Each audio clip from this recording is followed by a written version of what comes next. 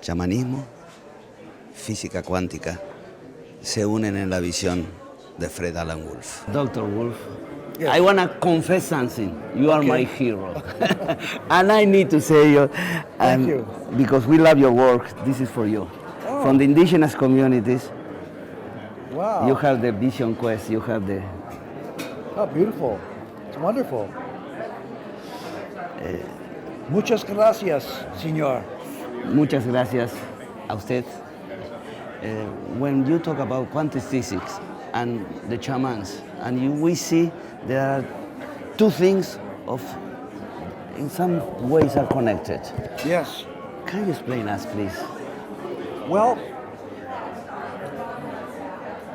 when you look at Western technology, Western science, you find that it's a adaptation, a growth, a movement from what we knew to what we know based upon a way of thinking, a way of going about through what is called cause and effect linear thinking. When you go into the shaman world, the shamanic world, what you're looking at is a very different kind of thinking. It's very intelligent, but it's not linear, it's not cause and effect, it's more synchronous, or it's what's called relational, or not what they call here non-local. And the shaman is dealing mainly with non-local mind healing. So for them, time and space don't have the limitations built into their thinking as the Western mindset has. We're very good at building machines. They're better at understanding the whole or healing process. So the shaman works on that basis.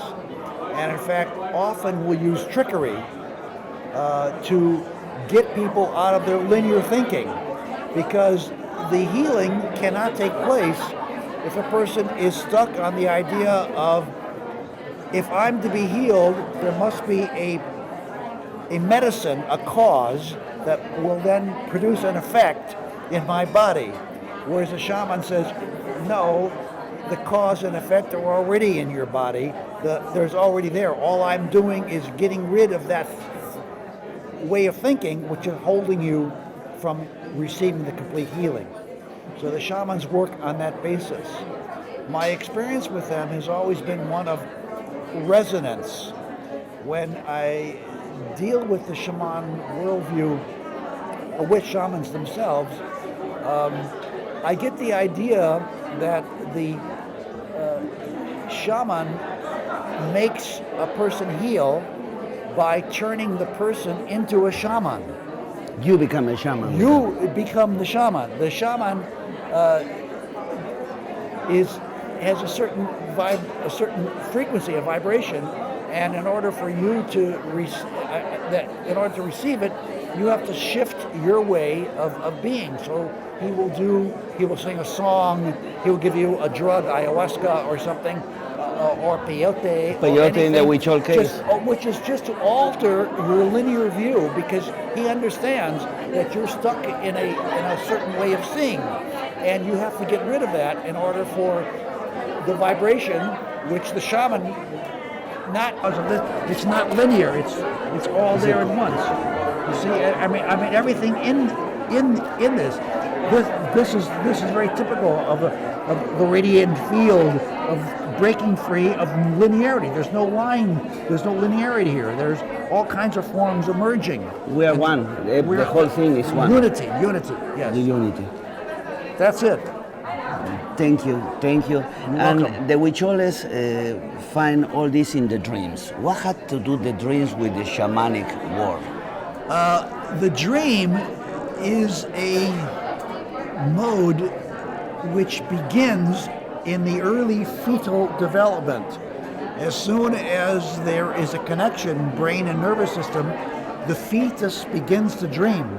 In fact, dreaming is going on for more like 21 hours a day in fetal development. After birth, you notice babies sleep a lot because they're still dreaming.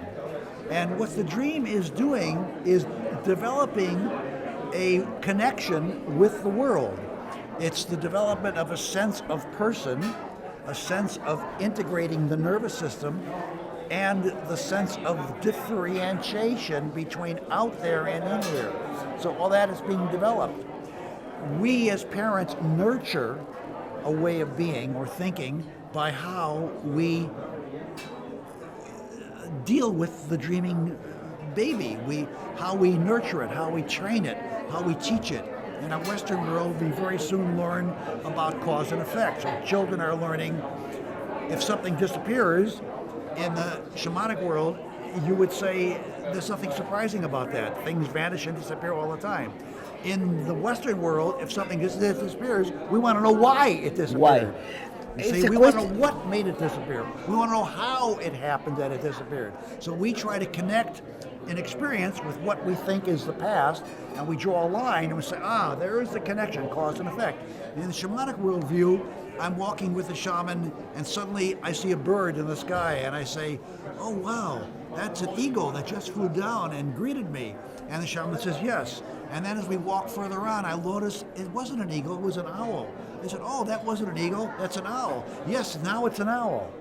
It wasn't that I mistakenly took it as an eagle and really was an owl. It was an eagle, and then it became an owl. There's no difference. But in our worldview, we would say one is wrong and one is right. You see the difference? So that's how the shaman works, I think.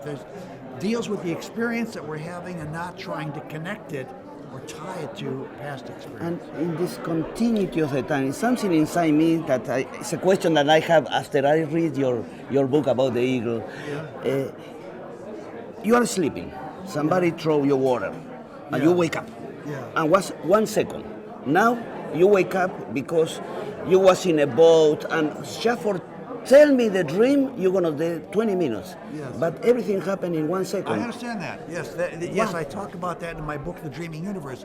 It is a well-known dream that happened to a researcher in the 19th century who had this dream of being carried on a cart by horses through the streets of Paris in the 17th century, taken to the guillotine and having his head chopped off. He had this whole dream going on, big long dream.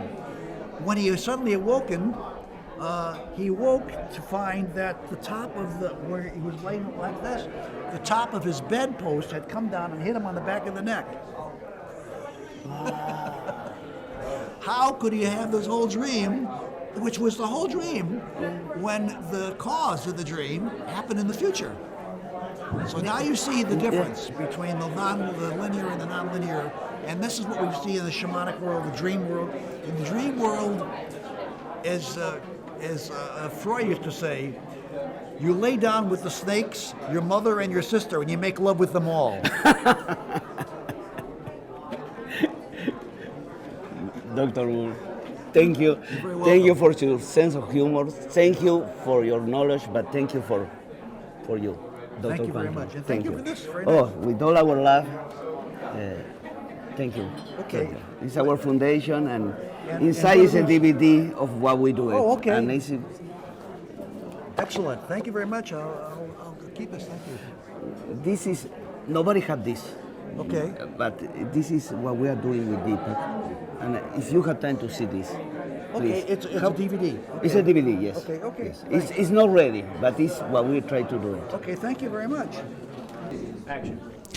One of the topics that has come up in this conference, that seems to be important to people, is the nature of time itself. How does time relate to mind, to consciousness? And of course, that opens up the door to discussions of time travel. What would it mean to actually travel in time? Well, back in the early 70s, some physicists, particularly myself and some others, got very interested in the notion of the physics of time travel. And at that time, even though Einstein's theory of relativity said that time ain't the same for all observers in the universe, the notion of traveling through time, backwards or forwards in time, seemed to be an absolute no no, no, no, thou shalt not do that. But we thought there was nothing in the physics to say no to that. That time travel was perfectly feasible in much the same way that space travel is perfectly feasible. So we began to put together ideas about time travel, and it was mostly rejectable and rejected by people of that time. But now it's the next century. It's another millennia. It's the beginning of a whole new way of thinking, and time travel has again become very popular in mainstream physics. So we have some really top-notch mainstream physicists talking about the possibilities of traveling in time by literally going into a black hole or a wormhole and coming out the other side in a different time zone, future or past, or possibly even going into some kind of mind space where they travel backwards or forwards in time. In other words, the door has been opened up. We now have quantum mechanics of time travel. We have all sorts of new things coming out. I still believe that time travel is ultimately something we are going to experience, maybe not in my lifetime, but certainly in your lifetime if you're young enough. And I think it's going to be a very hot topic. Experiments are still going on right now, trying to figure out what we're made of and how time and possibly travel through time could affect and indeed may be an important construct of how we are made. We are living in a very interesting time of our lives. In fact, we have moved from what used to be called the atomic age, and that actually appeared after what we call the scientific renaissance, which came after the Dark Ages and the Middle Ages and all that kind of stuff, into something we now call the quantum age. It's the age in which we have new ways of communicating, new ways of thinking, new ways of experiencing the world around us. All this came about through developments that came from modern physics, particularly it's not so modern anymore, but from a physics field called quantum physics. And what quantum physics is, it's the physics of things that we just really don't see with our naked eyes or our basic human senses. We need to somehow magnify things to see these things. And when we do, we find a world that is so beyond our normal way of looking at things as to befuddle us and make us maybe even go a little crazy. What's surprising about all that, and this is where it really grabs you, is that when you begin to describe that world, it sounds very much as if you are talking about the spiritual realm of existence. It sounds like you're talking about God or a mind of God or a consciousness field which somehow makes matter come into existence from nothing. In other words, we begin to see that the ancient worldviews, which are prophesized and spoken of in many, many spiritual disciplines, including in Islam, including in the Quran, in the Hebrew Bible, in the Indian Bhagavad Gita, in many of the sacred texts. And we find, even in the teachings of Jesus, we find exactly similar kinds of metaphors or ways of seeing that we actually find, this is what's exciting, in the physical world of quantum physics. And right now we're investigating some very exciting new things. There are laboratories in which we're beginning to probe literally at the point where we begin to see how it is that matter comes into existence. And what we found is so mind-boggling. I mean, I'm very excited about it because it really is, it so brings into view the whole notion that the ancient texts were, these guys weren't dumb at all. They maybe were a lot smarter than we give them credit for. And that is that the world of matter is in itself not made of other kinds of matter. Matter is ultimately not material. Matter seems to be made of, if you want, light itself. And in the Bible, you have, in the beginning, God created the heaven and earth, and God said, let there be light, and there was light. And light was really the beginning of the whole material world, and now we're finding that everything that is material is actually made of light, dancing in a kind of very funny, what I call zigzag dance. And this zigzag dance of light, which is very magical, is zigzagging and zagging, and there, by doing zigzag, zigzag, zigzag, you're actually slowing down, in a way, slowing down light. By doing that, you're creating what looks like inertia or something moving slower than light, and as a result of that, you have the material world. And basically, that's what we see happening. Inside the nucleus, we have this light field. It's called a gluon field. And studying quantum physics is that some of the things in the Bible, some of the teachings are actually things we see in the quantum physical world. Not the whole Bible by any means. A lot of the Bible is just storytelling. And storytelling has a way of just being that, and sending up stories to illustrate ideas rather than believing directly that the stories are true. They're mostly mythic stories. But there's also another aspect of the Bible. The Bible wasn't originally written in English. So when you read it in another language, particularly in the ancient Hebrew way or Hebraic way, it reads differently. It doesn't read the same way. The translations become more like, in fact, the translations went from, I think, Hebrew to Greek and then into English. So that's, you know, how many times do you translate something before you find that you've just completely missed the meaning of the original? Do you think that we've evolved? We've become from, what does quantum physics have to say about evolution? Well, when we start looking at evolution, the theory of evolution in the world, what we're looking at is a way to relate how we are, what we are, from how we were and what we were. And the story seems to be that we came about through random selection of various components of the past, which then created new mutation forms, which were then able to evolve according to the environments in which they lived. To me, this never really made much sense, because in order to evolve, there needs to be some kind of purpose for evolution to take place. There has to be some kind of guiding principle going on, and I've never been able to see that in the Darwinian theory. In fact, even in the original research done on Petri dishes, when one of the mycins, when streptomycin was first discovered, they found that when they put streptomycin in Petri dishes and killed off bacteria, they never killed all the bacteria off. About 97% of it got killed off. The question is, how did the 3% that survive, whatever, how do they know to survive in an environment of streptomycin which hadn't been invented yet? How can you know how to do that?